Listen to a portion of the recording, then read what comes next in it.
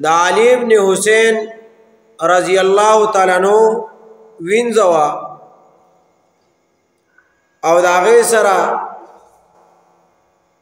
پلاس کې شوروا و شوروا ګرمه دا وینځه د علی ابن حسین رضی اللہ تعالی عنہ په خوا باندې تلا نو درې وینځي سره پلاس کې چې کوم شوروا د ګرمه دا شوروا په خپل مولا باندې په خپل مشر په خپل مالک علی ابن حسین رضی اللہ تعالی عنہ باندې توې کړه توې مطلب دا ټکرې واله باغ باندې توې شو بی احتیاط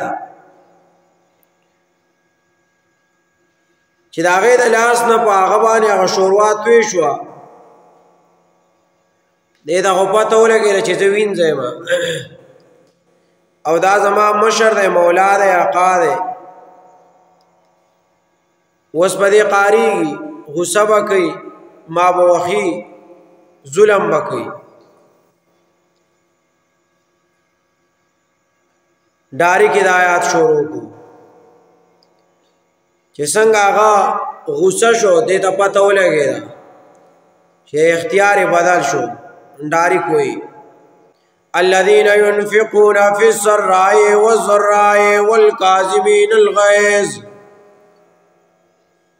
ورتا باندې شروعات وی شوی دی مولا یا علی ابن حسین آتا باندې شروع زما د لاس توی شوم وردا خبر وورم چې ګوره الله سوی والکاظمین الغیظ ګوره مومن مسلمان هغه دی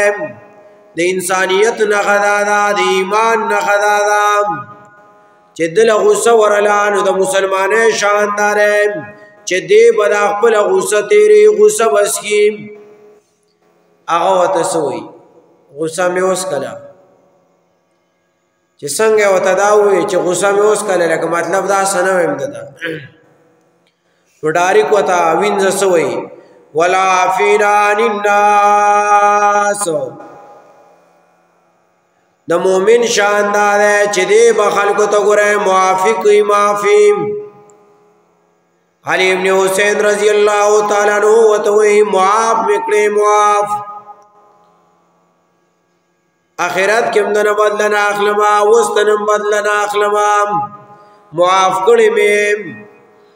وینځو ته بیا سوې والله يحب المحسنين علی ابن حسین رضی اللہ تعالی عنہ وتوی آزاد میکړي آزاد زما د غلامین توتی ته زما وینځن شوي ما آزاد کړي بس چې سکینو کوام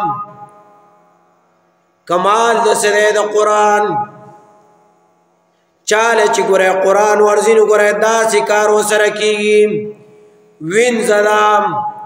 دا غیر د وینځي باوجود بیا هم داسې جرم کړی دی چې په مولا باندې ګرم شروعات وکړي دا خو چې قرآن ورته یاد دی د قرآن په اصل او مغز باندې پوهه ده نو چې قرآن خپل مولا ته وي نو د هغې قرآن د وجې نه سره د جرم آزاده شوه کمال د قرآن دی الله دې موږ ټول قرآن واله جوړ کړي